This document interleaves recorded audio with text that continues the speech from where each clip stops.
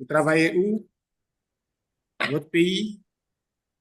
Moi, je travaille à l'hôpital Golden Life, laboratoire, au laboratoire Golden Life de Bamako. Bamako. Oui. Bienvenue et bonjour à toute la communauté Je malienne. suis très Bonjour à content d'être. Bamako. Ah, ok. Je suis très content d'être avec vous ce matin encore, vraiment. Nous aussi. Merci et Ah, merci, bienvenue. merci, professeur. Merci beaucoup.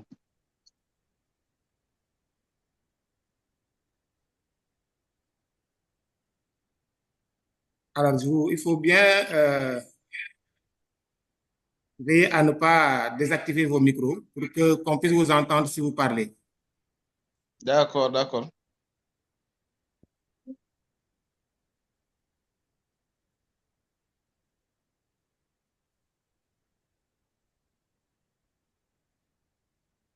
Monsieur Koza, Alain, Bonjour, bonjour à tous. comment allez-vous? Bonjour. C'est Bonjour. Koza depuis le Cameroun. Je vous en prie. Ah, Vous avez depuis le nord du Cameroun, épidémiologiste de terrain. Merci. Ça fait plaisir de vous avoir avec nous, monsieur. Merci, professeur. Et moi également, ravi de faire partie de cette grande famille. Merci beaucoup. C'est parfait. J'espère que vous nous recevez bien là-bas au Cameroun. 5 sur 5 depuis le Cameroun, professeur. Je vous suis. 5 sur 5. C'est parfait. Merci de vous être connecté. Je vois aussi qu'il y a Aïssatou qui est connecté. Aïssatou, vous nous entendez? Oui, bonjour, professeur. Bonjour Bonjour à toute la Aïssatou. communauté. Je suis très ravie de participer à cette session et très heureuse aussi de voir notre laboratoire représenté par Dr Fatoumata Diallo. Dr Fatoumata, tu as notre soutien. Merci. Voilà, aujourd'hui, c'est Team Fan. C'est l'équipe de fans qui va présenter. Exactement, oui. Mais ça fait plaisir de voir qu'il y a beaucoup de collègues, de personnes connectées. Ça fait plaisir. Oui. Ignace, alors Ignace, nous aimerions mieux vous connaître, Ignace.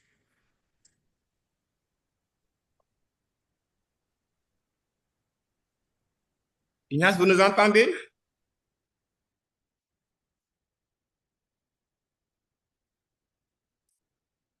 Ignace, oui. Alors Ignace, on voit que vous écrivez dans le chat, mais on préfère que vous preniez la parole. Nous voulons vous entendre. Sauf si vous avez des difficultés avec votre micro.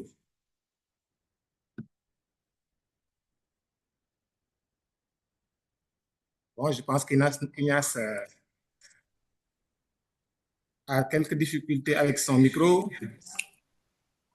Alors, il a ouvert son micro. Pardon? Son micro est ouvert. Ignace, tu nous entends? Bonsoir à tous. Je ne sais pas si vous me recevez vraiment. 5 sur 5. Parfait, Ignace. Sinon, Allez. ça me fait vraiment de ne pas bien vous recevoir ici. Ça perturbe tellement. Oh. Bon, je suis Ignace Ponou, ingénieur biologiste des Forces armées béninoises. Je suis au Bénin. Parfait. Bonjour à tous les collègues du Bénin qui sont connectés. Je pense qu'il est là avec son collègue locaux, c'est ça? Les frères locaux. Oui, c'est ça, Monsieur Kounan. Bonsoir, professeur. Bonsoir, Monsieur Kounan. Bonsoir à tous. Parfait. Je suis le docteur Loko. Je suis médecin urgentiste. Je suis content d'être là. Pas bien. Je suis le docteur Loko Ephraim. Je suis médecin urgentiste. Je suis content d'être là parmi vous. Merci. Bienvenue. Bienvenue, docteur. Merci. Bienvenue.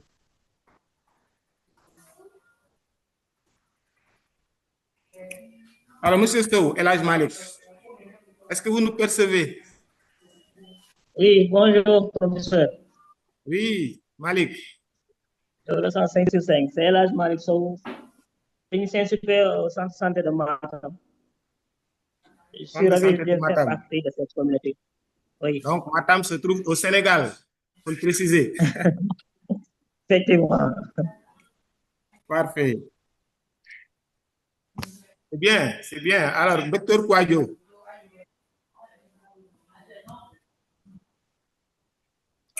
Bonjour, professeur. Bonjour à tous.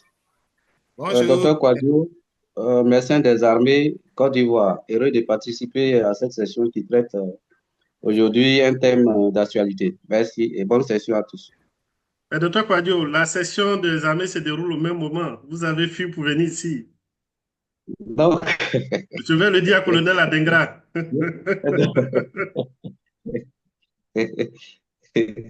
Alors, docteur Kouadio, vous êtes où en Côte d'Ivoire? Vous êtes à Yamoussoukro ou à Abidjan? Je suis à Yamoussoukro. Ah, donc j'ai bien deviné alors. J'ai commencé par Yamoussoukro. Oui. C'est bien, un beau pays, la Côte d'Ivoire. C'est parfait. Issoufou. Alors, Issoufou, est-ce que vous nous entendez?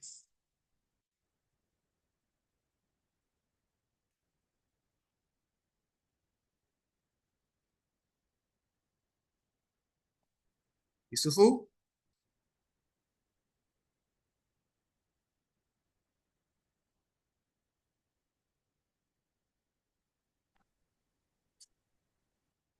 Apparemment, Issoufou ne nous entend pas bien. Hein? On commence dans 2 minutes. Le temps de permettre à tous de bien s'installer et de pouvoir suivre sans difficulté.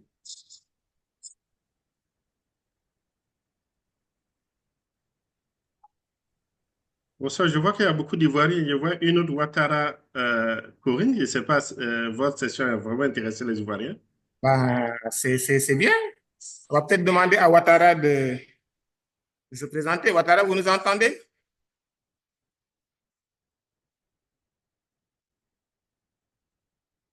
Oui, je vous entends. Est-ce que vous pouvez vous présenter, s'il vous plaît? D'accord. Je vais activer ma caméra. Bonjour, professeur. Ça fait plaisir de vous voir. Je suis Ouattara Corinne Maurice. Je suis entrepreneur qui intervient dans le domaine de la santé numérique. Et donc, je suis ravie de participer aujourd'hui à cette session. Merci. C'est parfait. Bienvenue. Merci.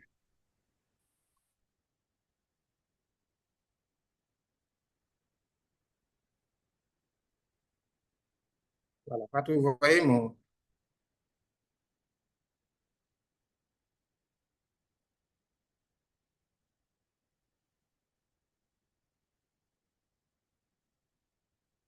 Parfait. Alors, je pense que comme vous êtes tous bien connectés et bien installés, nous pouvons commencer notre session. J'ai partagé mon écran, j'espère que vous le voyez bien. C'est parfait, professeur. Voilà, donc bonjour à toute la communauté. Bienvenue à cette session d'EcoTeach AMS. Alors, le cas que nous allons vous présenter aujourd'hui est intitulé « Faux anévrisme de l'artère fémorale infectée par une BHRE ». Il sera présenté par l'équipe du Centre hospitalier national universitaire de Fann. Il s'agit d'un cas intéressant et j'espère qu'il suscitera beaucoup de questions car portant sur une thématique d'actualité, la résistance aux antibiotiques. Alors, comme vous le savez, la résistance aux antibiotiques constitue aujourd'hui un problème majeur de santé. En effet, on note depuis quelques années l'émergence de BMR, mais aussi de BHRE. Nous vous dirons tout à l'heure quelle est la signification de BHRE. Et ces BMR et ces BHRE rendent difficile le traitement des patients, notamment dans les services de chirurgie. Donc, nous verrons avec le cas d'aujourd'hui quelle est la conduite à tenir devant un cas d'infection sévère en milieu chirurgical. Alors, j'ai l'honneur de modérer cette session. Moi, je m'appelle Mohamedou Lamine Dia. Je suis professeur de bactériologie et virologie. Je suis le chef du service de bactériologie et virologie du CHNU de Fann. C'est un hôpital qui se trouve à Dakar. Et je suis également chef du département de biologie médicale et d'exploration fonctionnelle à la faculté de médecine de l'université Cheikh Anta Diop. Et comme vous le voyez sur la diapositive qui est projetée, pour animer la session d'aujourd'hui, je serai avec d'abord notre présentatrice de cas, Dr Fatoumata Diallo, mais aussi Dr Abdul Aziz Sow. Et nous serons accompagnés, je l'espère, par notre maître et coordonnateur du programme EcoTeach AMS Sénégal, le professeur Cheikh Saad Bouboy, à qui je voudrais d'ailleurs rendre hommage pour le rôle clé qu'il joue et qu'il a toujours joué d'ailleurs dans la lutte contre la rame au Sénégal. Donc, comme je l'ai dit, je serai avec notre expert du jour, Dr Abdul Aziz Thiaw, Dr Abdul Aziz Thiaw, et Dr Thiaw est ancien interne des hôpitaux et il est chirurgien. Je vais d'ailleurs lui donner la parole pour qu'il se présente. Donc, Dr Thiaw, si vous m'entendez, est-ce que vous pouvez vous présenter?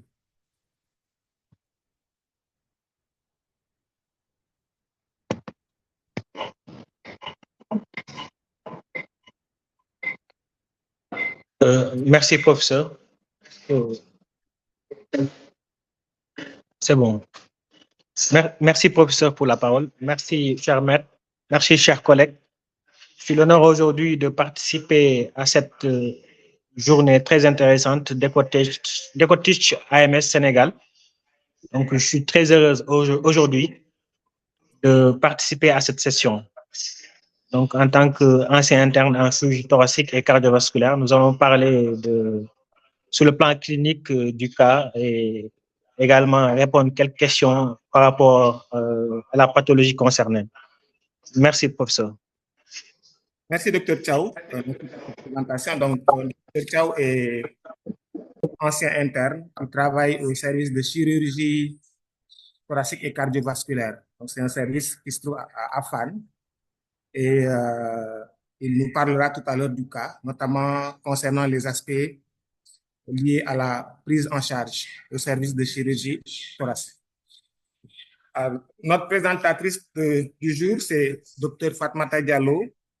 Elle est médecin biologiste au laboratoire de bactériologie et virologie du CHNU de Fann. Elle est également assistante au service de bactériologie et virologie. Donc, je vais lui donner la parole. De toute façon, elle présentera le cas tout à l'heure. Elle peut rapidement dire quelques mots pour se présenter. Merci beaucoup, professeur. Bonjour à tous, chers collègues et chers maîtres. Nous avons l'honneur de vous présenter un cas aujourd'hui sur le faux anévrisme fémoral d'un patient qui était hospitalisé au CHNU de Fann. Donc, à tout de suite, je vais partager mes diapositives pour vous présenter le cas. Merci. Merci, docteur Fatoumata. Donc, voici l'équipe qui va animer la session d'aujourd'hui. Mais avant qu'on ne commence la présentation du cas, je voudrais partager avec vous quelques conseils pour permettre un bon déroulement de la session.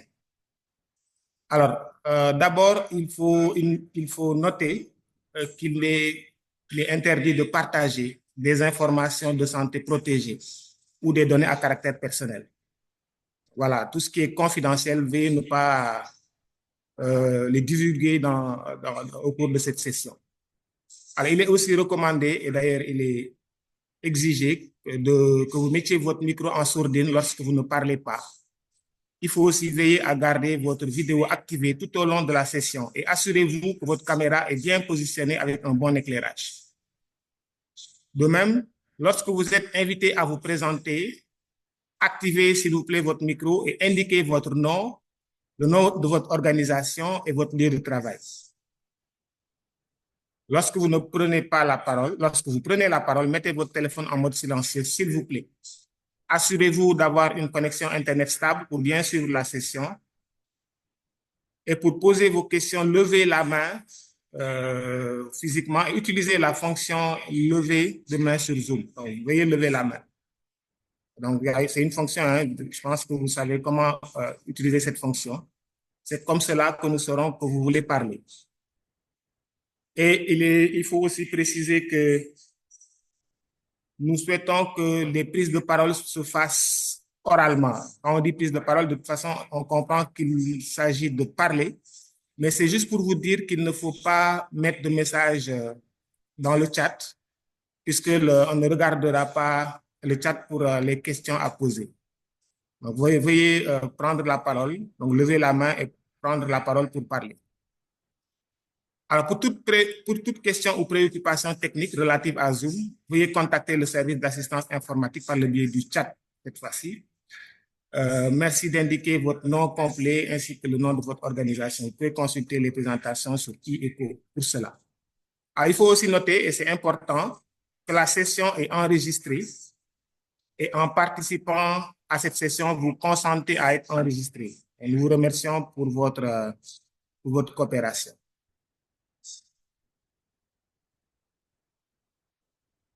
Voilà, alors je le dis tout de suite, hein, mais je vous le rappellerai tout à l'heure. Vous serez invité à remplir un court questionnaire à la fin et le lien vers ce formulaire vous sera partagé dans le chat à la fin de la session. Ce lien restera actif pendant 48 heures, seulement après la session.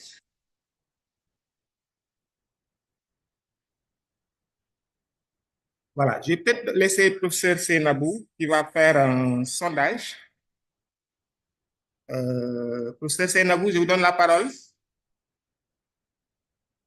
Avant que Dr Fatmata ne présente le cas.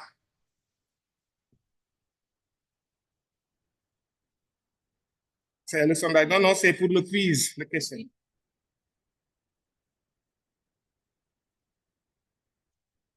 D'accord. Donc, Fatmata, vous pouvez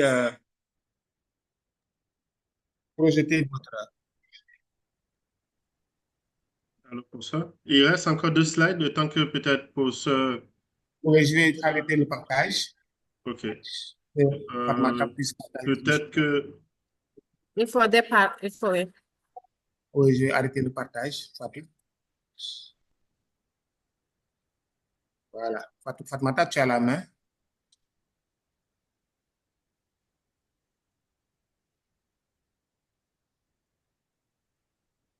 Merci beaucoup, professeur. Donc, le CHU de Fann a l'honneur de vous présenter un cas sur un faux anévrisme de l'artère fémorale infecté par une bactérie hautement résistante émergente.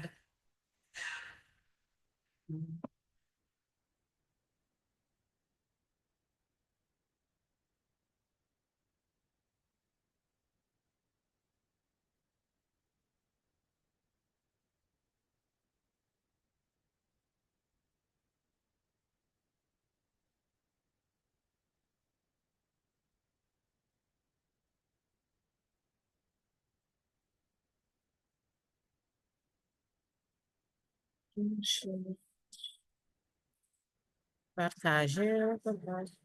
Vous ne voyez plus mon écran? Oui, votre écran est partagé, docteur. Alors, on voit votre écran. Vous voyez l'écran? Oui, oui, nous voyons l'écran. Moi, je ne vois plus. Je ne sais pas. Je vais recommencer le partage.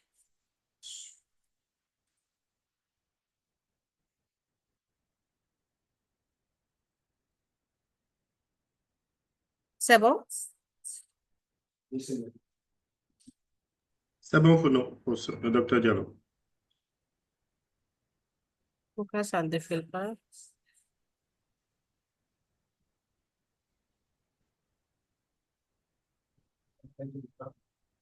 Non, j'ai partagé, je vois, mais ça ne défile pas. C'est bon. Donc, je suis Dr Fatmata Diallo, biologiste au laboratoire bactériologie, virologie du CHNDU de Fann, qui est dirigé par le professeur Mohamedou Lamine Dia. Il s'agissait de AD, âgé de 47 ans, de sexe masculin,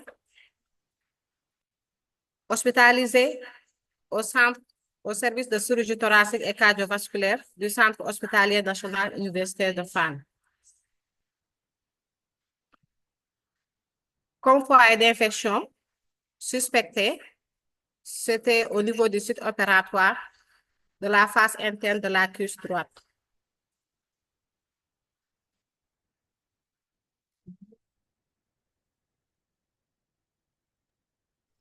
Excusez-moi, est-ce que vous voyez l'écran? Moi, je ne vois pas de partage d'écran. Si, professeur, nous voyons le partage d'écran. Si, nous voyons bien, oui.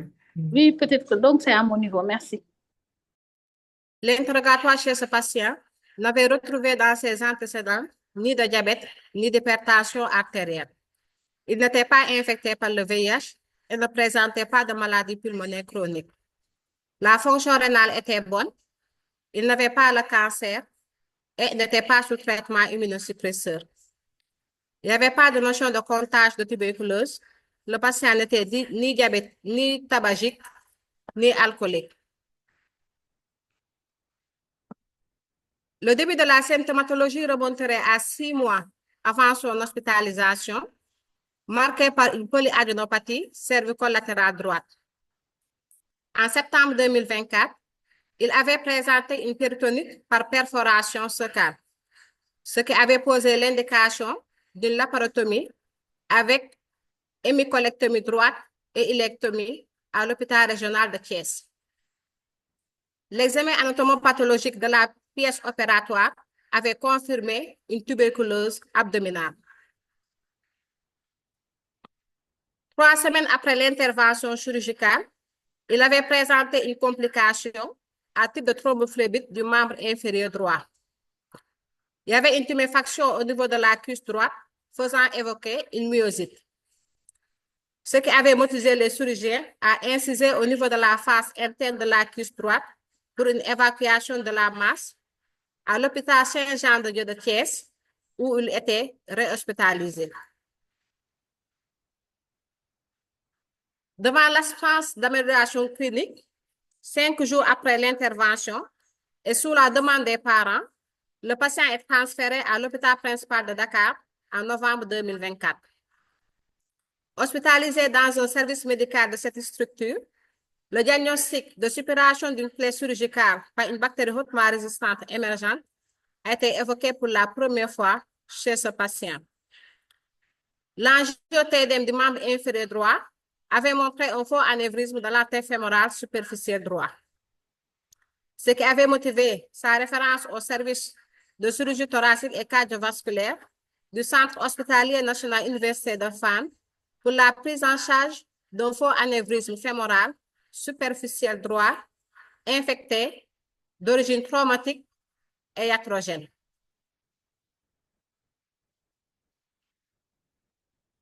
Pour les antécédents thérapeutiques, le patient était sous antituberculeux et prenait le RHZ1, c'était à la première phase de traitement, 3 comprimés en prise unique le matin à jeûne, et le début du traitement était le 12 octobre 2024. Il était également sous cétixime, 1 gramme 2 fois par jour, pendant 7 jours, après l'intervention chirurgicale abdominale. Comme au traitement, il prenait un anticoagulant, le Xarelto 15 mg, 2 fois par jour, pendant 21 jours. Il était également sous fer, 80 mg 1 comprimé par jour, et prenait de la vitamine B à raison de 1 comprimé par jour. Reçu au service de chirurgie thoracique et cardiovasculaire du CHU de Fann, le 5 décembre 2024, il y était hospitalisé jusqu'au 26 décembre 2024. Les examens cliniques à l'entrée avaient montré un état adrénal qui était passable. La conscience était claire avec un Glasgow à 15/15. La température à l'entrée était à 36,9 degrés Celsius, le pouls à 95 pulsations par minute et la fréquence respiratoire à 17 cycles par minute. L'examen du membre inférieur droit avait montré une tuméfaction prenant le godet où siégeait une plaie linéaire suintante à la face interne de la cuisse droite. Sur le plan biologique, il y avait une anémie avec un taux d'hémoglobine à 9,4 grammes par décilitre. Il y avait un syndrome inflammatoire biologique. La CRP était supérieure à 200 mg par litre. La procalcitonin à 0,72 nanogrammes par millilitre. L'examen cytobactériologique du puits prélevé au niveau de la partie suintante avait montré une bactérie hautement résistante. Le patient avait bénéficié d'une cure du faux anévrisme par résection et anastomose termino-terminale de l'artère fémorale superficielle droite le 9 décembre 2024. Au laboratoire, nous avions reçu 3 échantillons de ce patient. Un échantillon de puits prélevé à l'entrée, le caillot prélevé pendant l'opération et un autre échantillon de puits pour contrôle prélevé 10 jours après le premier prélèvement de puits. Comme milieu de culture, le premier jour, nous avions utilisé un milieu d'enrichissement, le bouillon thioglycolate, le milieu MH, le milieu MH sans cru, le Chapman et l'EMB. L'identification de la bactérie était faite grâce à une mini-galerie classique et à l'automate Vitek 2 compact en utilisant la carte GN. Les antibiogrammes ont été faits sur Vitek 2 compact en utilisant la carte ASTN 441. Pour les prélèvements de puits, le premier jour, on avait fait l'examen microscopique où on avait retrouvé des bacilles à gram négatif. On avait ensemencé sur un milieu EMB. Le deuxième jour, on avait fait la lecture du milieu et on avait ensemencé une mini-galerie classique. Le troisième jour, avec la mini-galerie, il y avait une pousse qui nous permettait de voir les caractères biochimiques de cette bactérie. Le CS était positif, le glucose positif, gaz positif, SH2 négatif, lactose positif, mannitol positif, il n'y avait pas de mobilité, le rayage était positif, l'indole négatif. Le troisième jour, nous avions confirmé l'identification de ces souches avec le Vitek 2 compact et nous avions lancé l'antibiogramme le même jour. Pour le cahier de sang, reçu qui a été prélevé pendant l'intervention, le premier jour, nous avions ensemencé dans un bouillon thioglycolate. Le deuxième jour, le bouillon était trouble. Nous avions fait l'examen microscopique où nous avions retrouvé des bacilles à gram négatif. Nous avions ensemencé un EMB à partir du bouillon. Le troisième jour, l'EMB avait poussé et nous avions ensemencé une mini-galerie classique. Nous avons obtenu les mêmes caractères que l'échantillon de puits. Le quatrième jour, nous avions confirmé l'identification avec le Vitek 2 compact et nous avions lancé l'antibiogramme. L'identification de ces souches a donné Klebsiella pneumoniae et l'antibiogramme nous montrait que ces souches étaient résistantes à tous les antibiotiques testés, aussi bien aux bêta-lactamines, aux aminosides, aux quinolones, au cotrimoxazole et même aux molécules de dernier recours, c'est-à-dire les carbapenem, l'imipenem et l'ertapenem.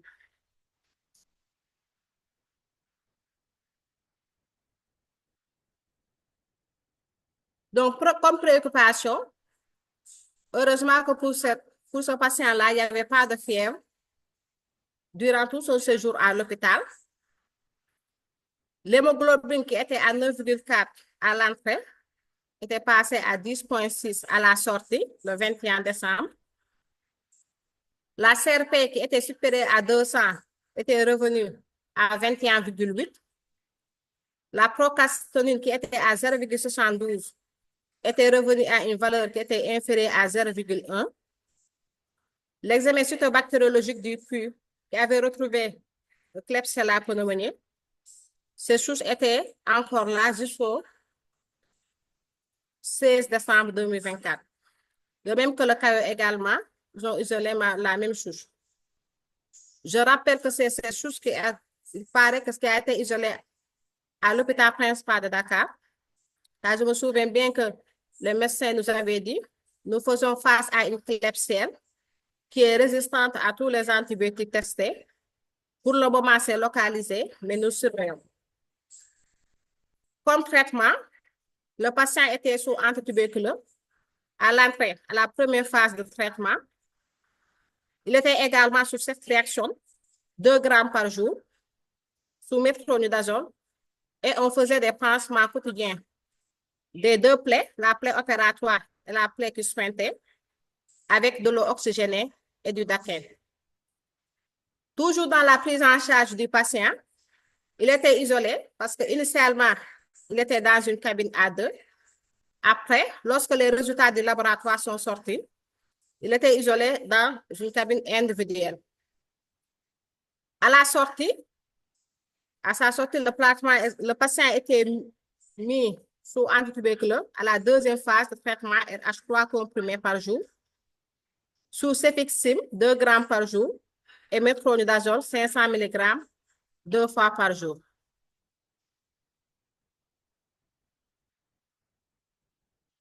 Comme hypothèse, on pensait à une infection du site opératoire par Klebsiella pneumoniae multirésistante sur un terrain de tuberculose abdominale en cours de traitement. Et comme perspective au laboratoire, on a envisagé de tester la sensibilité de ces souches avec une carte AST XN28 pour les BMR pour voir si la souche était sensible aux céphalosporines de 4e génération. On a envisagé également de faire la biologie moléculaire pour l'identification des gènes de résistance avec la PCR. L'évolution chez ce patient est favorable avec une cicatrisation des 2 plaies et récemment, la tuberculose est déclarée guérie. Voilà, monsieur le professeur, le cas que nous avions à présenter. Nous vous remercions de votre attention. Merci, Dr. Fatmata. C'est un cas très intéressant. En guise de résumé, il s'agit d'un patient de 47 ans, sans antécédents médicaux particuliers, avec un parcours médical qui est riche en événements. Donc, c'est un patient qui a séjourné dans plusieurs hôpitaux, hôpital Saint-Jean-de-Dieu, hôpital principal de Dakar, l'hôpital de Fann. Alors, chez ce patient, une tuberculose abdominale a été diagnostiquée après un examen anatomopathologique d'une pièce opératoire qui a été prélevée suite à une laparotomie avec hémicolectomie droite et iléectomie.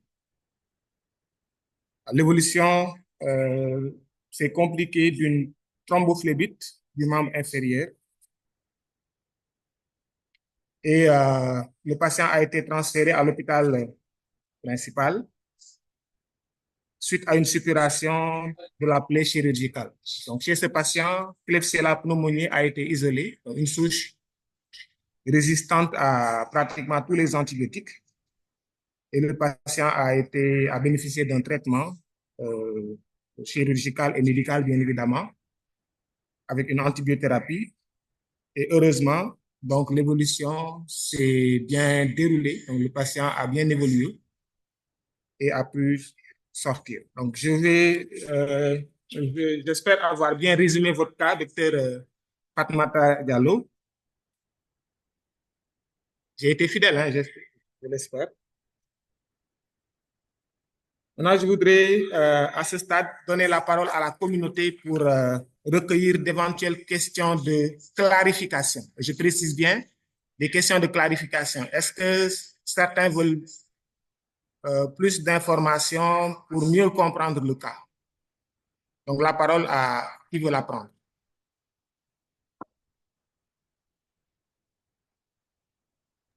Il y a M. Papi qui a levé la main. Oui, allez-y, vous avez la parole. M.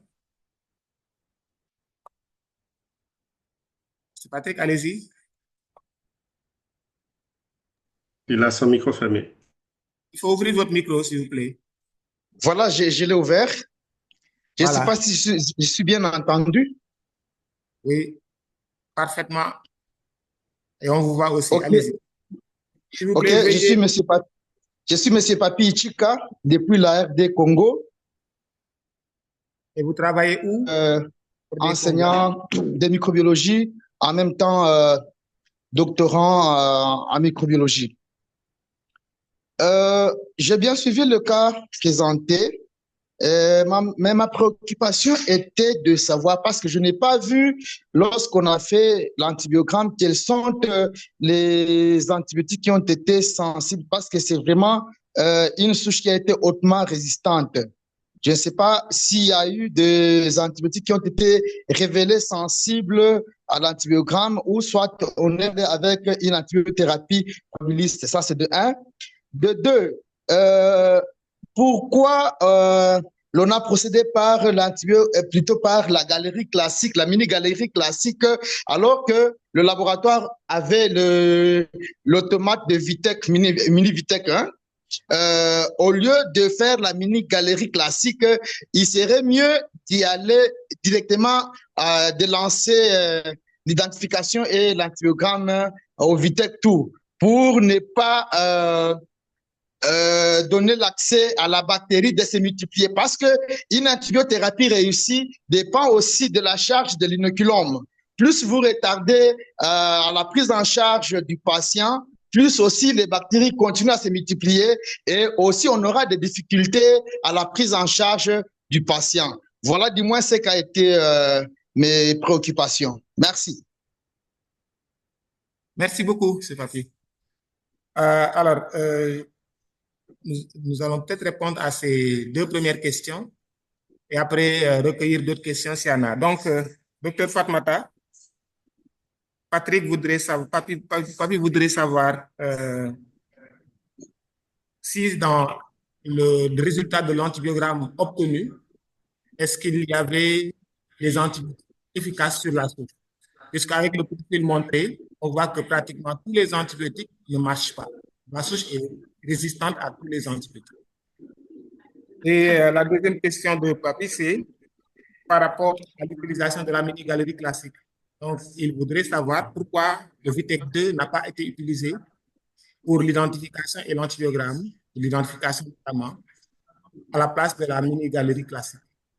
Voilà, donc, Dr Fatmata, je vous donne la parole pour répondre à ces 2 premières questions posées par notre collègue. Merci beaucoup, Dr Patrick, pour l'intérêt que vous portez à cette présentation.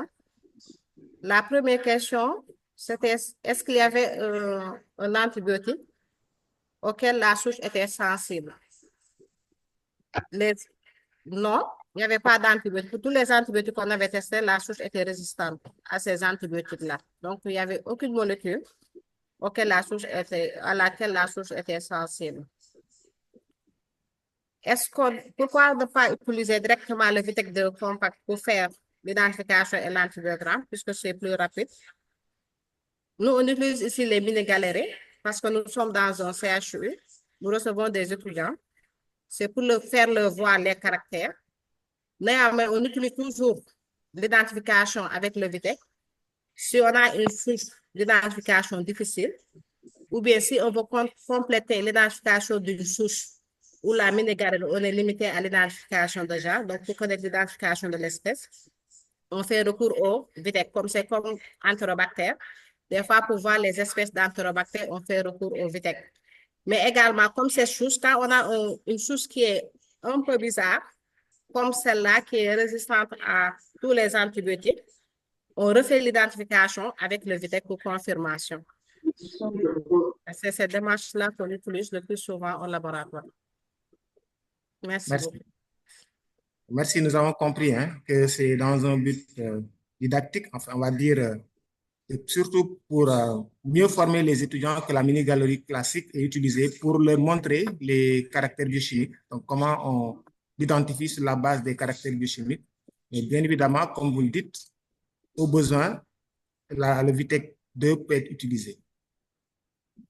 Est-ce qu'il y a d'autres questions de clarification? Ah, il s'appelle notre intervenant de tout à l'heure, s'appelle Papi, hein, c'est bien Papi et non Patrick. Alors, est-ce qu'il y a d'autres questions de clarification?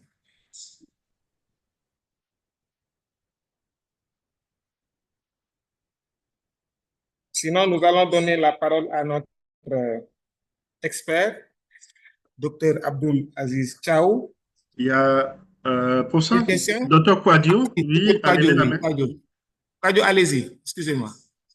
Docteur Kouadio, allez-y. D'accord, merci professeur. Merci au docteur Fatoumata Diallo pour cette brillante présentation. J'ai une question de clarification. Nous sommes en face d'une infection post-opératoire due à une bactérie hautement résistante et émergente. Est-ce qu'il y a eu des prélèvements qui ont été effectués en salle opératoire en vue d'une étude rétrospective, puisqu'on a posé l'hypothèse diagnostique d'une infection iatrogène? Merci, professeur. Alors, s'il vous plaît, docteur, est-ce que vous pouvez mieux préciser votre question? Quand vous dites prélèvement en salle opératoire, vous voulez parler d'un prélèvement de l'environnement de travail ou bien d'un prélèvement effectué chez le patient lui-même? Est-ce que vous pouvez être plus précis, s'il vous plaît? Il s'agit de l'environnement. D'accord, l'environnement de travail. Merci, docteur Kouadio. Donc, docteur Fatmata, docteur Kouadio voudrait savoir si l'environnement de travail en chirurgie thoracique et cardiovasculaire a pu bénéficier d'un prélèvement pour surveiller, pour voir si l'ambiance, l'environnement de travail est propre, pour ne pas dire stérile, puisque la stérilité serait peut-être trop dire, mais l'environnement de travail est propre. Est-ce que la bactérie isolée ne se trouve pas ou ne se trouverait pas dans l'environnement de travail? Le bloc opératoire notamment. Merci beaucoup pour cette question. C'est vrai que très fréquemment, on effectue des prélèvements au niveau des locaux, des services de chirurgie et de réanimation, et c'est nous-mêmes qui effectuons ces prélèvements-là. Mais le plus souvent, c'est sous la demande du chef de service. Quand ils sentent le besoin de faire les prélèvements, c'est en ce moment que l'équipe de bactériologie se déplace pour effectuer les prélèvements. Mais concernant ce cas-là, je ne suis pas sûre que si, juste après l'intervention, ils ont fait les prélèvements.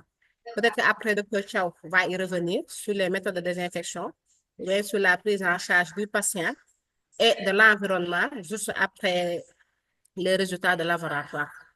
Merci beaucoup. Merci, docteur, pour cette réponse qui est claire. Est-ce qu'il y a d'autres questions? S'il vous plaît, veuillez lever la main. Allez-y. Venance Aquino. Aquino, allez-y.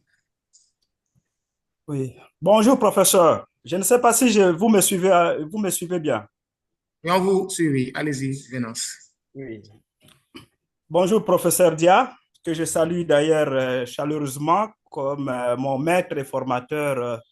Il y a 2 ans, j'ai eu une formation, un séminaire au Smith, maladie infectieuse de Smith, où il a animé un très bon module sur la résistance aux antibiotiques.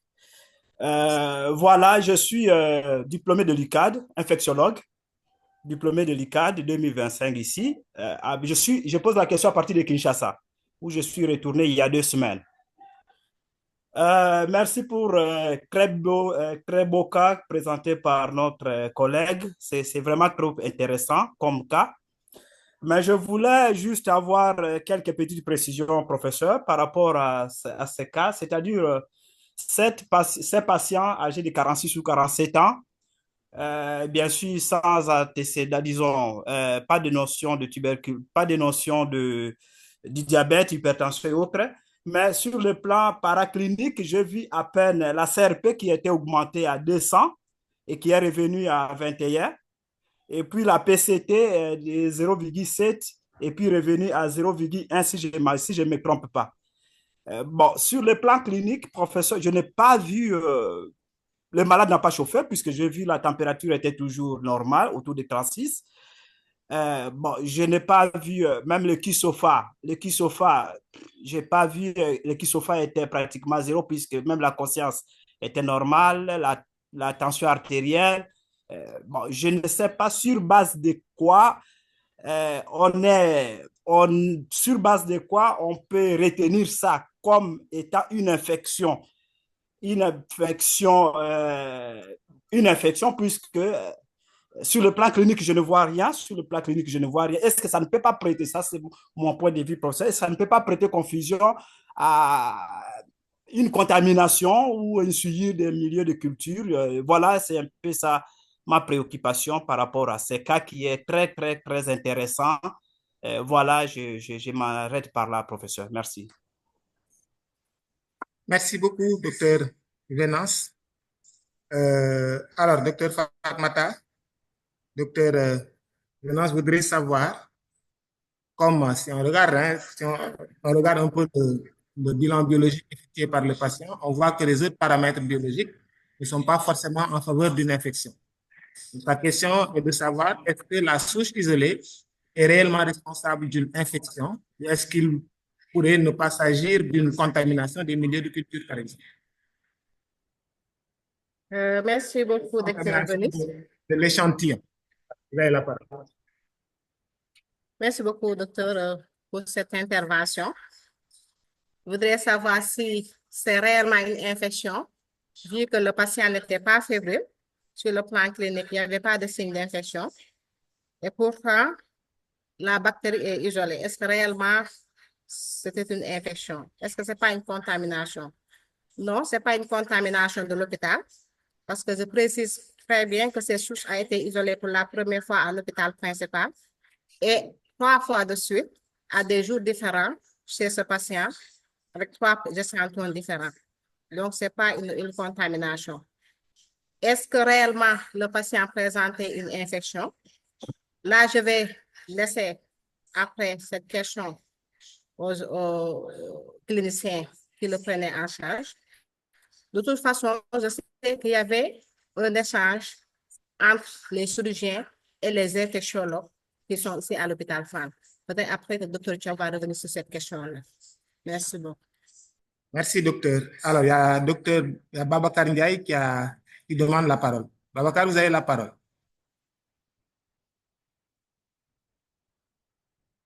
Babacar, veuillez activer votre micro. Oui, vous avez la parole.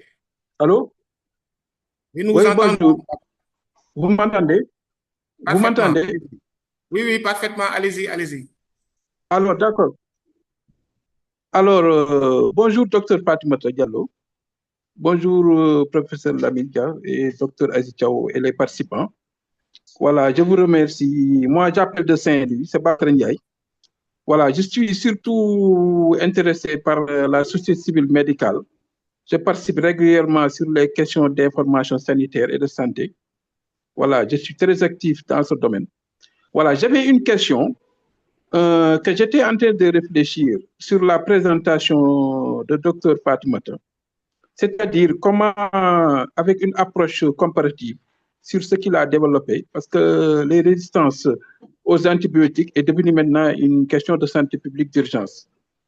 Par rapport à un médicament qu'on appelait la lomidine, qui a été utilisé surtout du temps des périodes coloniales, et que aussi c'est un médicament qui est très actif, qui a été développé par la France.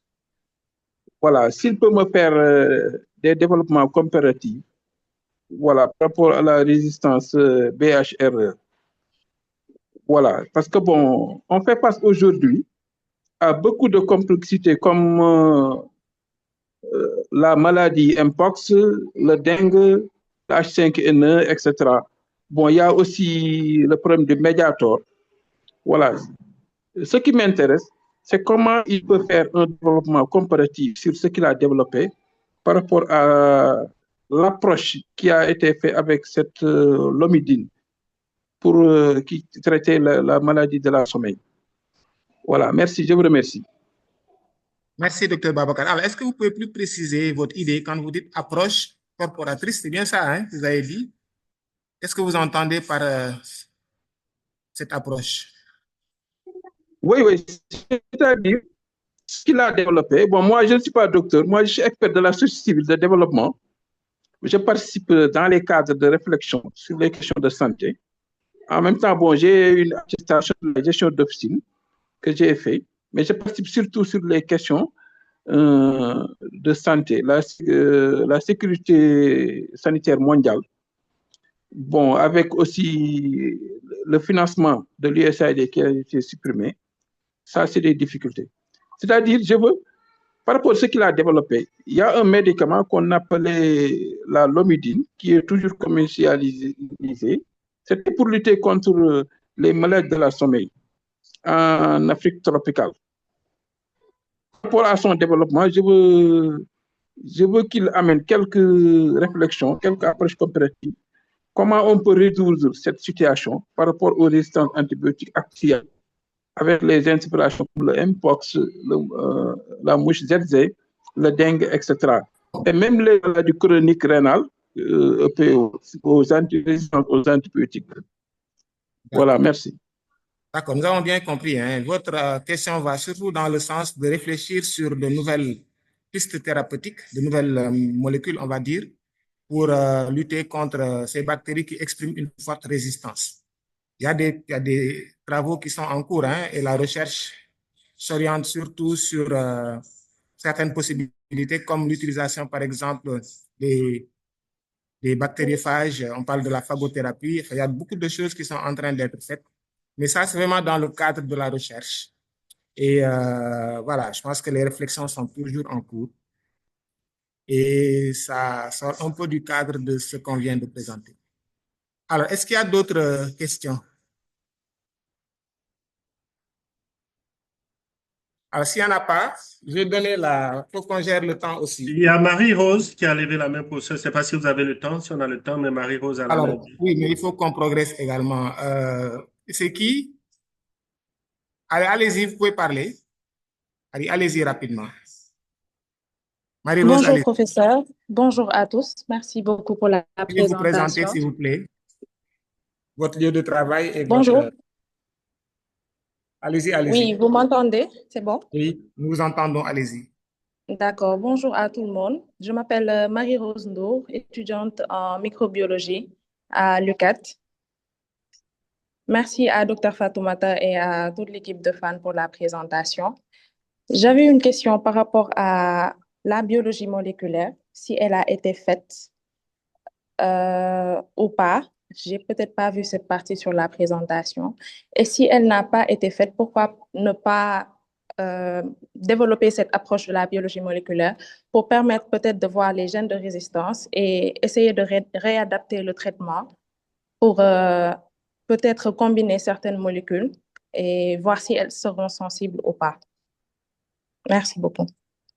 Merci Marie-Rose. C'est une très bonne question relative à la biologie moléculaire. Donc, Dr Fatoumata, donc Marie-Rose voudrait savoir si la biologie moléculaire a été utilisée chez ce patient ou pas. Donc, est-ce que la biologie moléculaire a été utilisée pour affiner le diagnostic?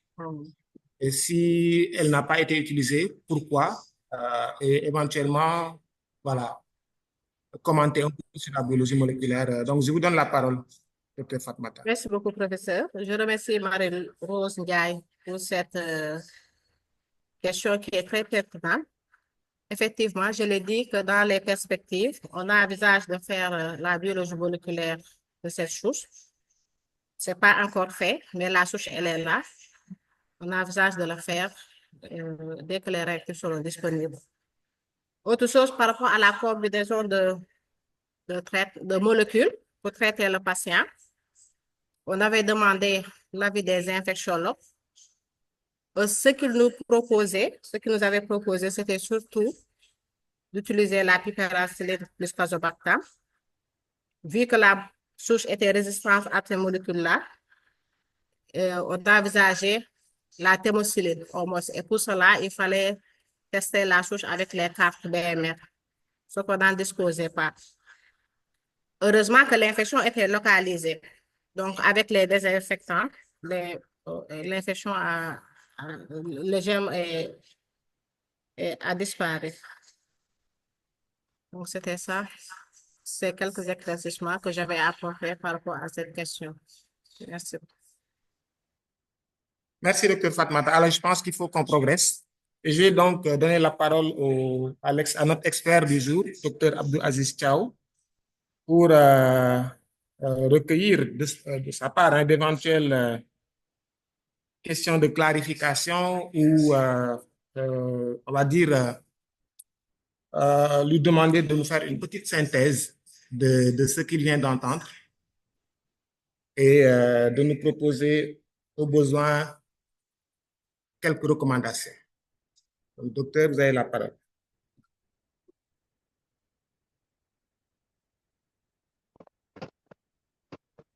Merci, professeur. Bonjour tout le monde. Bonjour, chers maîtres et chers collègues. Nous sommes très honorés. C'est Dr. Abdoulaziz Thiaw, ancien interne des hôpitaux en chirurgie thoracique et cardiovasculaire du Centre hospitalier national universitaire de Fann. Donc, je suis très honoré aujourd'hui de participer à cette session de formation donc, qui parle d'un cas de faux anévrisme artériel qui est infecté par une bactérie qui est hautement résistante. D'accord, on va faire un petit rappel d'abord sur c'est quoi un faux anévrisme et c'est quoi un anévrisme, parler des étiologies et de la prise en charge avant de revenir sur le cas.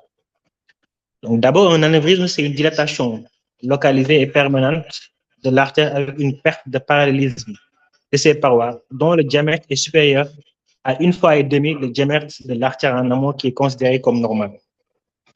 Tandis que les faux anévrismes est constitué par un tissu artériel, il n'est pas constitué de tissu artériel, mais par une organisation de tissu conjonctif et qui est constitué des tissus avoisinant l'artère. Les étiologies des anévrismes, dans la majorité des cas, dans plus de 90% des cas, sont d'origine athéromatoeuse avec les facteurs de risque cardiovasculaire. Dans 5 à 10% des cas, c'est lié à une dissection de l'artère, à des dysplasies héréditaires conjonctives élastiques, les maladies de Marfan et les maladies d'Ehlers-Danlos l'os. On peut avoir également des lésions inflammatoires spécifiques comme les maladies de Takayasu, les maladies de Behçet et les maladies de Horton. Également, on peut avoir un anévrisme qui est d'origine infectieuse dans certains cas. Les faux anévrismes, le plus souvent, c'est d'origine traumatique ou anastomotique, à la suite d'une anastomose entre deux artères ou bien d'une artère et une prothèse. On peut avoir une fuite et la constitution d'un faux anévrisme. La particularité des faux anévrismes, c'est que le tissu qui constitue la paroi du faux anévrisme n'est pas un constituant de l'artère. Il est juste constitué par les tissus avoisinant l'artère. Il est dit faux anévrisme car il n'a pas de paroi propre. Le plus souvent, ils sont iatrogènes. Ce sont actuellement les plus fréquents des anévrismes artériels périphériques du fait des faux anévrismes post-ponction artérielle, soit diagnostiques ou thérapeutiques lors des angioplasties ou lors des coronarographies ou lors des artériographies, donc que nous faisons régulièrement, et également les cardiologues interventionnels. Par rapport à la prise en charge, par rapport d'abord au diagnostic, le diagnostic est d'abord clinique. À la clinique, parfois ça peut paraître asymptomatique, ce qui retarde souvent le diagnostic. Quand c'est symptomatique, on peut avoir une masse battante et pulsatile. C'est le même diagnostic, c'est le même tableau clinique qu'un anévrisme vrai, donc sur le trajet d'un axe artériel. Et là, dans ce cas, si on a une échographie, un échodoppler artériel peut permettre de faire le diagnostic, et mieux l'imagerie par l'angioscanner donc de l'artère concernée, bien de la portion de l'artère concernée, permet de faire le diagnostic plus aisément. Les faux anévrismes anastomotiques peuvent être liés également par une déchirure de la paroi d'une artère. Donc, au niveau des anastomoses, on peut avoir une rupture de fil, donc lors des sutures entre une artère et une prothèse, donc lors des pontages qu'on fait régulièrement. Parfois, ça peut être également d'origine infectieuse. Donc, on peut avoir une greffe bactérienne sur une lésion artérielle qui est préexistante. Donc, on peut également trouver dans certains cas les embolies septiques dans les endocardites, donc qui peut être à l'origine d'un faux anévrisme ou même d'un anévrisme vrai. Donc, la prise en charge sur le plan thérapeutique, le plus souvent, il y a deux types d'interventions qu'on peut réaliser, la chirurgie ouverte ou bien la chirurgie endovasculaire. Concernant la chirurgie endovasculaire, si le diagnostic est fait très tôt, on peut faire la chirurgie endovasculaire par la mise en place d'une endoprothèse. Le plus souvent, le faux anévrisme est formé à travers un collet, c'est-à-dire une communication entre l'artère et les parois du faux anévrisme. Et quand on fait une chirurgie endovasculaire, on met une endoprothèse au niveau du collet, là où se trouve le faux anévrisme, pour permettre la communication entre le sac anévrismal et la paroi artérielle saine. On peut également faire une exclusion pontage, c'est-à-dire que quand on a un faux anévrisme qui est infecté, on peut pas, parmi les règles d'une suture vasculaire, on ne fait pas de suture vasculaire dans un milieu septique, c'est l'idéal, si c'est possible.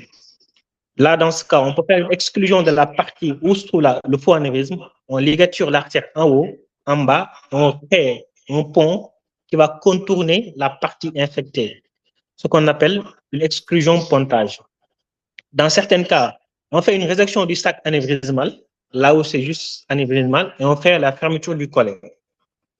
Également, on peut faire une résection aussi à une perte de substance artérielle. On peut faire une résection de la partie là où se trouve le faux anévrisme, et après, on fait une anastomose terminale, ce qui a été fait c'est ce cas qui a été présenté. Et dans d'autres circonstances également, il est possible également de faire ce qu'on appelle une endoanévrismographie oblitérante. C'est-à-dire que s'il s'agit des artères périphériques, là, dans ce cas, il faut carrément ligaturer l'artère et enlever toute la partie anévrismale et la partie artérielle qui est en amont. C'est pourquoi on le fait au niveau des artères distales. La partie artérielle qui est en amont est laissée comme ça, sans vascularisation. Également, après ça, on fait toujours, que ça soit un anévrisme vrai ou un faux anévrisme, que ça soit infecté visiblement, localement, en péropératoire, on fait des prélèvements du sac anévrismal, des caillots, parce que le plus souvent, les anévrismes, surtout les faux anévrismes, sont thrombosés au niveau pariétal, parce que c'est des thrombis, c'est des caillots sanguins qui se forment et qui enveloppent la paroi du sac anévrismal. Donc, on fait un prélèvement du sac anévrismal, des caillots. Également, s'il y a des sérosités tout autour, on fait des prélèvements pour études bactériologiques. D'accord. Parfois, dans certains cas également, on peut faire les gènes experts. Ça dépend du terrain du patient. D'accord. Et après ça, il y a une antibiothérapie qui va suivre. Bon, d'une manière générale, nous, on met une antibiothérapie probabiliste. Et quand les malades commencent à chauffer, et après, si on a les marqueurs inflammatoires qui sont élevés, par exemple la CRP, donc qui est élevée, et on a une hyperleucocytose, là, dans la majorité des cas, on prend l'avis des infectiologues, ce qui a été fait chez ce cas. On a pris l'avis des infectiologues qui nous ont dit d'initier l'antibiothérapie qui a été présentée, donc qui a bien marché. Également, la particularité de ce patient, c'est que l'infection était locale, donc était bien maîtrisée. On faisait, après la mise à plat, on a fait des soins locaux quotidiens, donc qui a bien marché et avec des pansements qui étaient réguliers jusqu'à la sortie. Merci beaucoup, professeur. Merci beaucoup, docteur Chao. Alors, c'est bien de ne pas avoir donné à ce stade des recommandations. Nous allons attendre un peu les participants pour voir qu'est-ce qu'ils donnent comme conseils et recommandations. Et sur la base de cela, nous ferons une petite synthèse tout à l'heure. Donc, merci pour ce résumé qui est très technique, il faut l'avouer, puisque c'est vraiment de la chirurgie pure et dure. Et nous avons compris que la prise en charge de ce patient n'a pas été simple.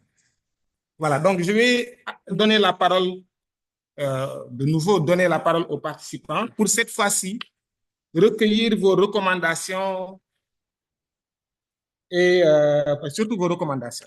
Est-ce qu'il y a quelqu'un qui veut prendre la parole? Donc, tout à l'heure, vous avez posé vos questions.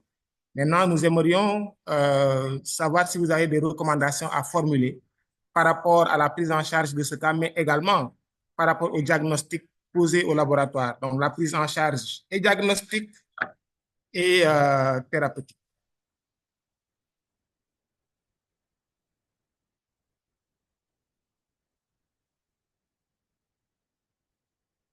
Alors, la parole est à qui veut la prendre. Et je rappelle que nous ne regardons pas le chat pour recueillir les questions. Donc, veuillez, s'il vous plaît, lever la main et poser vos questions. Vous avez quand même des recommandations à formuler, hein? Donc, nous vous écoutons.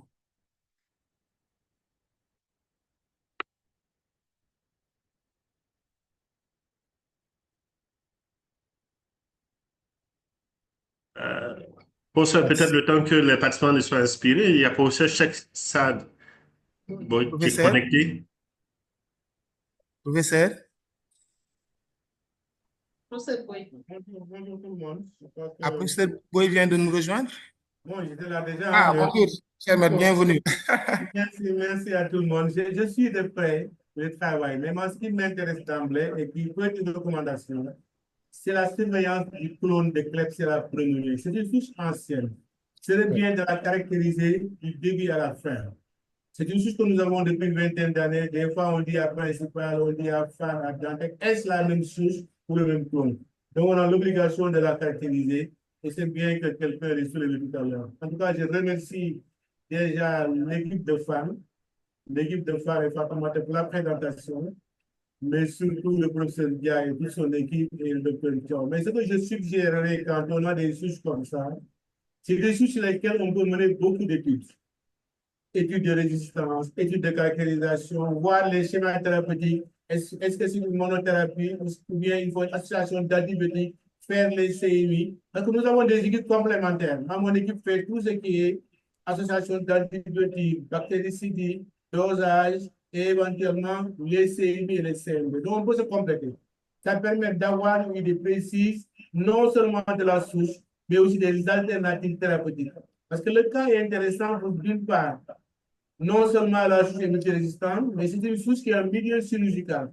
Donc, le chirurgien, on fait à la fois un traitement anti-infectieux, un traitement d'évacuation chirurgicale et aussi des soins locaux. Parce qu'il ne faut pas croire que l'antibiotique règle tous les problèmes. Parfois, il faudrait restimuler le système immunitaire, mettre plus de soins locaux et cela peut aider éventuellement à traiter. Ce qui a été fait dans ce cas précis. Il a fallu mettre une antibiothérapie, évacuer la suppuration, remettre le système immunitaire, disons, à sa place pour qu'il y ait une meilleure réaction. Et ensuite, voilà, la souche a disparu. Elle peut être responsable de l'infection ou bien être associée à l'infection parce qu'il y a une suppuration locale. Quand il y a une suppuration, il est fort probable qu'il y ait un élément infectieux, soit un élément étranger ou bien une bactérie qui est responsable de la suppuration. Donc, le traitement n'est pas uniquement l'antibiothérapie, le traitement peut être un traitement d'évacuation ou d'élimination de la suppuration par une fonction évacuatrice. C'est ce qui a été fait par le docteur Diaw qui l'a bien explicité.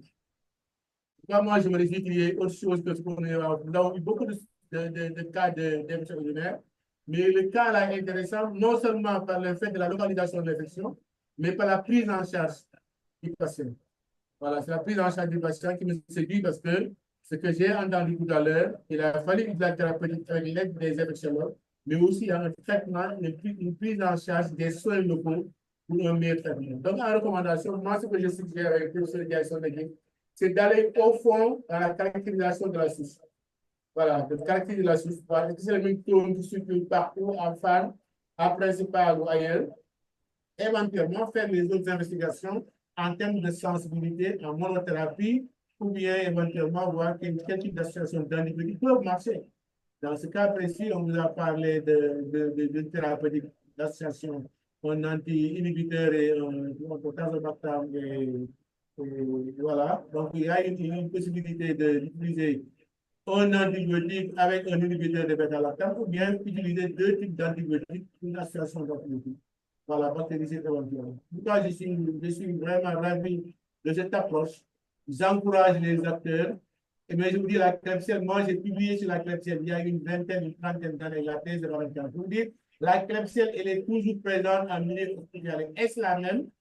Ou bien il faudrait voir qu'il n'y a pas de mutation sur le clone qui circule chez les patients. Nous, on l'a eu entre Abasindao et Dantec parce que c'est un transfert de patients, de nouveau-né de sa mère.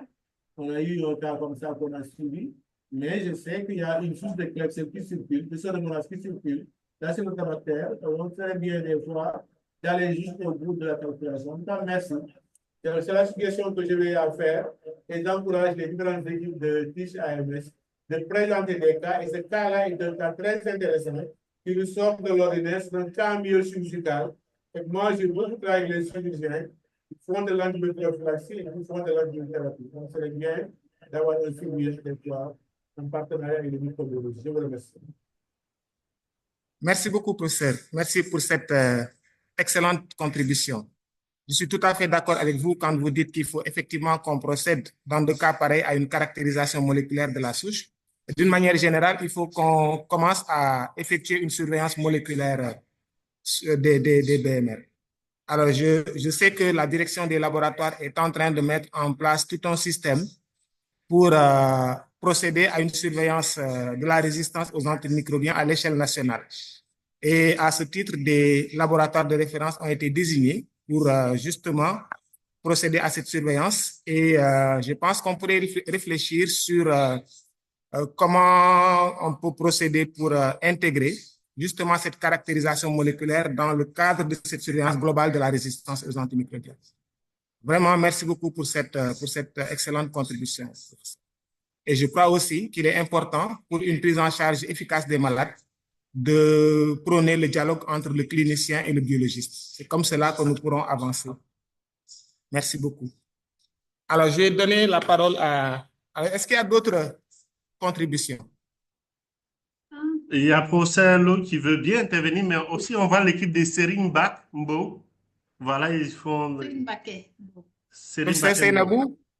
On commence par Seynabou, honneur aux dames. Monsieur Seynabou, vous avez la parole. Merci beaucoup, Dr. Dia.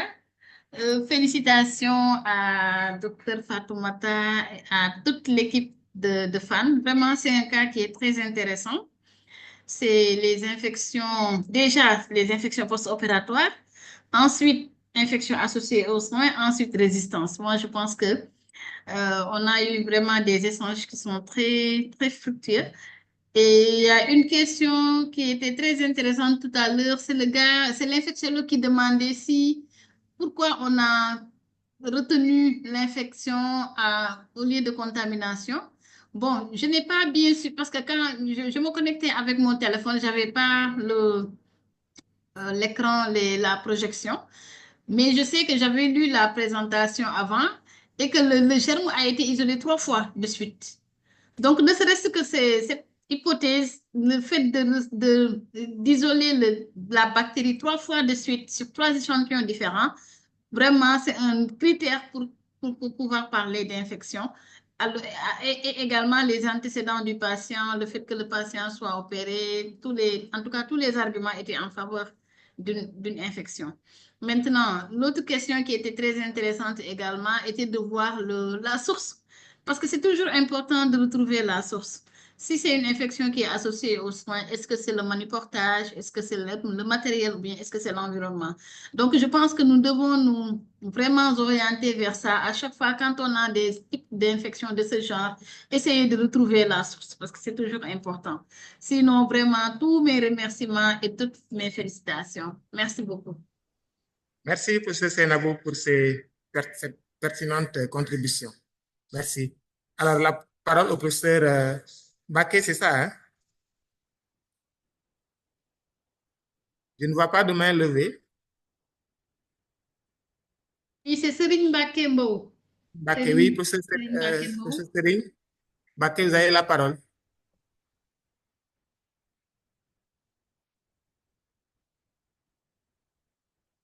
Professeur, vous nous entendez? Je pense que Serine Baké a levé la main. Ça me compte. D'accord. C'est bien. Donc, professeur Seynabou, merci pour ces contributions. Professeur Dr Fatou, vous voulez commenter par rapport à... je voudrais juste, avant de recueillir les suggestions de l'expert, recommandations, juste insister sur le fait qu'il faut effectivement... Alors, ce qui a un peu amené l'infectiologue à poser sa question, c'est surtout le fait que le patient n'était pas fébrile. Quand on a vu les paramètres cliniques, il n'y avait pas de fièvre. Mais ce qu'il faut comprendre, c'est que le patient a eu beaucoup de chance puisque l'infection ne s'est pas généralisée. Et il s'agit d'une infection locale. Je parle sous le contrôle du médecin clinicien, enfin chirurgien. Et c'est pour cette raison que le patient n'a pas fait une fièvre. En tout cas, la température n'a pas grimpé. Et la prise en charge locale qui a été effectuée, notamment enlever tout ce qu'il y avait comme pu associé à une antibiothérapie, a permis de régler le problème. Je vais donner la parole à notre expert, Dr Abdou Aziz Thiaw, pour qu'il revienne un peu de manière très synthétique sur la prise en charge qui a été effectuée et sur éventuellement l'évolution. Mais surtout, nous aimerions, Dr Abdou Aziz, savoir s'il y a des conseils et des recommandations que vous voulez formuler concernant ce patient, aussi bien pour le volet diagnostic que pour le volet prise en charge. Vous avez la parole, docteur. Merci, professeur. J'aimerais surtout revenir sur la question de docteur Venance, donc qui parlait, l'infectiologue qui parlait de s'il s'agissait bien d'une infection. Oui, il s'agissait bien d'une infection vu que c'était localisé. C'est pourquoi on n'a pas vu que la température était élevée. Et déjà, le patient a été sous traitement avant son admission dans notre service. Il était déjà sous antibiotiques. En plus de ça, l'infection était bien maîtrisée, c'était localisé. Et malgré ça, au moment de l'intervention, on a pu prélever du pus. Donc, juste ça, avec ça, on sait que ça, c'est une infection. Et l'étude du pus a permis d'isoler le germe qui est hautement résistant. D'accord. Par rapport au cas, c'est un patient qui est reçu, donc qui nous est transféré de l'hôpital principal pour la prise en charge d'un faux anévrisme, donc qui est probablement iatrogène, donc qui est traumatique parce que dans ses antécédents, on a noté une notion de mise à plat pour suspicion de myosite de la cuisse au niveau de la face interne, donc de la cuisse. Donc, à l'exploration, on a mis en évidence un faux anévrisme, donc qui est thrombosé et une infection tout autour du pus, donc qui a nécessité la résection du sac anévrismal, également d'une suture, d'une anastomose termino-terminale au niveau de l'artère fémorale en zone saine. Et l'étude bactériologique qui a été réalisée au niveau des caillots et au niveau du pus a permis d'isoler le germe, le Klebsiella. Donc, à la suite de ça, donc le patient a été isolé et l'avis des infectiologues ont été demandés. Et à la suite de ça, on a adapté l'antibiothérapie. Parce que d'une manière générale, tous les patients qu'on opère bénéficient d'une antibioprophylaxie, déjà avant de trouver le germe. Et pour les patients, l'isolement des patients, parfois, comme dans notre service, l'organisation se fait comme suit. C'est-à-dire que tous les patients qui ont des infections, qui ont des plaies qui ne sont pas propres, on les met ensemble. Et les patients qui ont bénéficié d'une chirurgie propre, donc on les associe également ensemble pour ne pas infecter les malades qui ne sont pas infectés dès le début. Et en fonction de la chirurgie, s'il s'agit d'une chirurgie sale, on les met ensemble. S'il s'agit d'une chirurgie propre également, on les met ensemble. Donc, après les résultats de l'étude bactériologique, on a pu isoler le patient qui a bien évolué sur le plan biologique et sur le plan clinique. Donc, sur le plan clinique, il n'y avait plus de suppuration avec une cicatrisation des plaies. Et sur le plan biologique, on a constaté qu'il y avait une bonne régression du syndrome inflammatoire biologique avec une négativation de la procalcitonine. Donc, comme recommandation qu'on peut élaborer à la suite de ce cas, donc, c'est avoir une bonne collaboration entre les cliniciens et également les biologistes, avec des prélèvements réguliers dans les services, dans les salles opératoires, mais également en hospitalisation et dans les unités de stérilisation.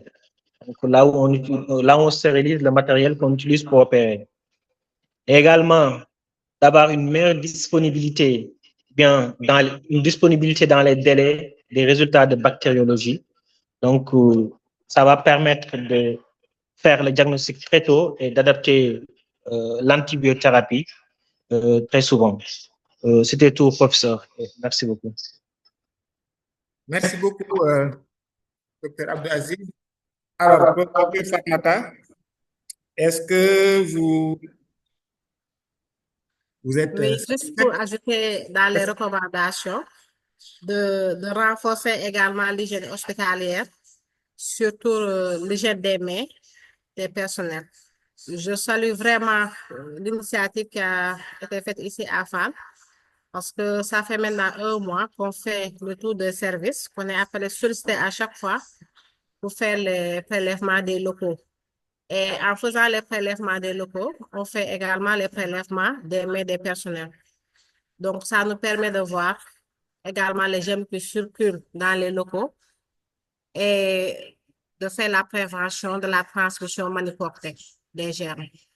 Parce que ces germes, ces genres de germes-là, ce sont des germes en général qui sont hospitaliers. Okay. Merci beaucoup, professeur. Merci, Dr Fatmata. Alors, je pense que, je d'ailleurs vous demander si vous pensez que toutes les questions liées au cas que vous avez présenté ont été abordées. Je pense que le cas a été abordé sous plusieurs angles.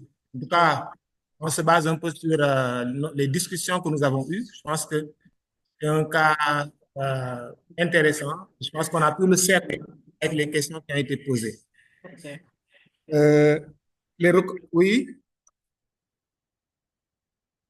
Alors, je suis tout à fait d'accord avec les recommandations formulées, notamment la nécessité d'une bonne collaboration entre les cliniciens et les biologistes, mais aussi la surveillance qu'il faut effectuer, la surveillance environnementale de l'environnement de travail, mais aussi les prélèvements périodiques qu'on fait. Effectivement, il faut le préciser, nous faisons souvent des prélèvements au niveau du service de chirurgie thoracique sur la demande du service, et je pense que c'est quelque chose qu'il faut pérenniser et maintenir. Alors, avant de poursuivre, je voudrais vous rappeler que vous serez invité à remplir un court questionnaire à la fin de la session. Je pense même que le questionnaire doit être disponible dans le chat. C'est un formulaire et le lien vers ce formulaire vous sera partagé et on vous demandera, s'il vous plaît, de le renseigner. Ce lien restera actif pendant 48 heures seulement après la session. Et les informations qui seront collectées permettront surtout d'améliorer les sessions à venir. Donc, bien évidemment, l'anonymat sera garanti. Je vais partager mon écran pour vous montrer le code QR que vous pouvez scanner pour rejoindre la communauté. Donc, je vais rapidement partager mon écran puisqu'on est pratiquement arrivé au terme de la session. Donc, je vais partager. Voilà, je pense que vous voyez le code QR. Vous pouvez le scanner pour rejoindre le groupe WhatsApp.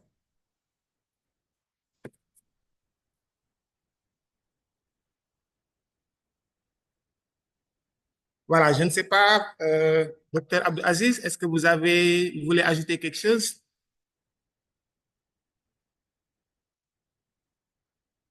À tout ce qui a été dit? Oui. Merci, professeur. Je pense que tout a été dit par rapport au cas et par rapport aux recommandations.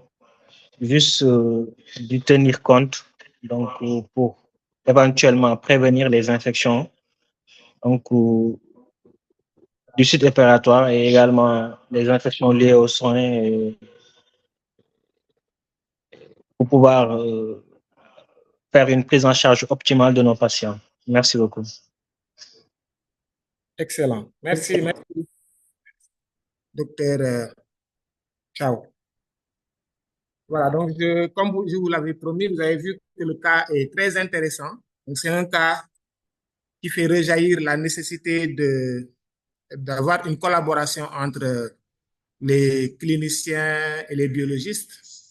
Et cette collaboration est nécessaire parce qu'elle permet d'optimiser le traitement, puisque Dr Ciao vient de le préciser. Il est important pour un patient qui présente des signes d'infection d'effectuer un prélèvement Et il est surtout important que l'échantillon prélevé soit rapidement acheminé au laboratoire pour un diagnostic. Un diagnostic, c'est-à-dire l'identification de la bactérie responsable s'il s'agit d'une infection bactérienne, et bien évidemment l'antibiogramme. Et l'antibiogramme permet d'ajuster le traitement, donc il est fondamental qu'il y ait cette collaboration-là. Surtout en milieu chirurgical, puisque ce cas qui vient d'être présenté est un cas du service de chirurgie. En milieu chirurgical, ce qu'il faut retenir, c'est que les infections peuvent parfois être fréquentes, puisque quand on opère, on n'est pas à l'abri d'une infection. Et c'est pour cette raison d'ailleurs que nous faisons souvent une descente au service de chirurgie thoracique et cardiovasculaire, mais aussi dans d'autres services, pour procéder à des prélèvements de leur environnement de travail pour voir s'il n'y a pas de bactéries multirésistantes ou de bactéries hautement résistantes qui circulent dans ces services. Et donc, l'intérêt de cette présentation, de la présentation d'aujourd'hui, c'est d'avoir mis en exergue cette bactérie hautement résistante qui a été isolée chez ce patient. Alors, la bactérie hautement résistante, c'est une bactérie qui résiste à plusieurs familles d'antibiotiques majeures, hein, et dont les antibiotiques de dernier recours. Donc, il est fondamental de pouvoir faire un antibiogramme correctement pour pouvoir détecter et identifier ces bactéries qui sont ultra résistantes, hautement résistantes. Et donc, je pense que nous sommes pratiquement arrivés au terme de la session. Je vais peut-être donner la parole au professeur Seynabou, si elle veut prendre la parole pour parler du sondage. Est-ce qu'elle nous entend? Voilà, donc comme je l'ai dit... Professeur Seynabou, c'est un peu levé, mais je pense que professeur Awa est là. Professeur Awa? Professeur Awa? Oui. Elle vient de revenir, professeur Seynabou. Le sondage. Oui, le sondage. C'est le pouvoir chercher.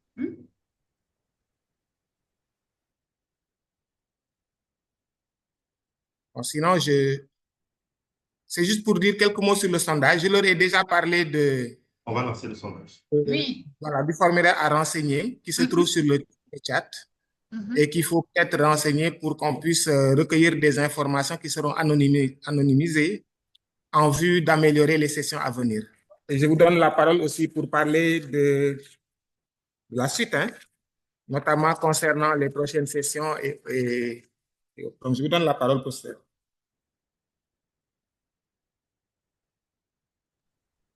Merci beaucoup. Merci, professeur Dia. Merci également à toute la communauté. Je pense que nous avons eu vraiment des échanges qui sont très riches. Et comme il l'a dit, hein, c'est vraiment le dialogue entre cliniciens et microbiologistes et biologistes de façon générale. Et je pense que la majorité des cas qu'on a eu à présenter, chaque fois l'expert c'était un clinicien pour vous montrer le lien qui existe entre les cliniciens et les microbiologistes, surtout pour la prise en charge et le suivi de l'efficacité thérapeutique. Donc, n'oubliez pas de renseigner le formulaire de sondage qui nous permet de nous améliorer. Et également, si vous avez des suggestions de thèmes ou bien de cas, elles sont les bienvenues. Nous serons heureux de les recueillir et puis de pouvoir les présenter. Donc, merci beaucoup. Merci, professeur Dia. Nous avons vraiment... Merci pour avoir facilité cette session. Fatoumata et toute l'équipe, parce que derrière vous, il y a également toute l'équipe, les techniciens, le major, vraiment toute l'équipe de biologistes, Dr Aïssatou, Dr Amadou, tous les microbiologistes. Merci, Dr Fatoumata, et je demande à toute la communauté de prendre une minute pour applaudir Dr Fatoumata pour la présentation du cas. Ouvrez vos micros, allumez vos et applaudissez, s'il vous plaît. Et applaudissez vraiment fortement Dr Fatoumata. Merci d'applaudir. On espère avoir une prochaine session dans 2 semaines, Inch'Allah. Merci beaucoup. Merci beaucoup. Bravo. Félicitations. Alors, merci à vous tous. Hein. Merci, professeur Seynabou. Merci à mon équipe, Dr Thiao. Merci à Dr Fatmata. Et je remercie aussi la coordination de EcoTeach. Applaudissez également pour notre expert du jour, Dr Thiao. Oui, exactement. Donc, je remercie tous les participants et tous les intervenants. Et je pense que nous pouvons clore la session d'aujourd'hui. Voilà, merci et à très bientôt pour de prochaines sessions. Merci beaucoup. Au revoir.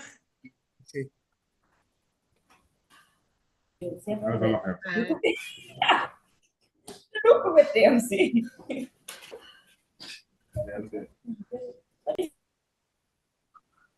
Là, vous allez tomber sur lui-même.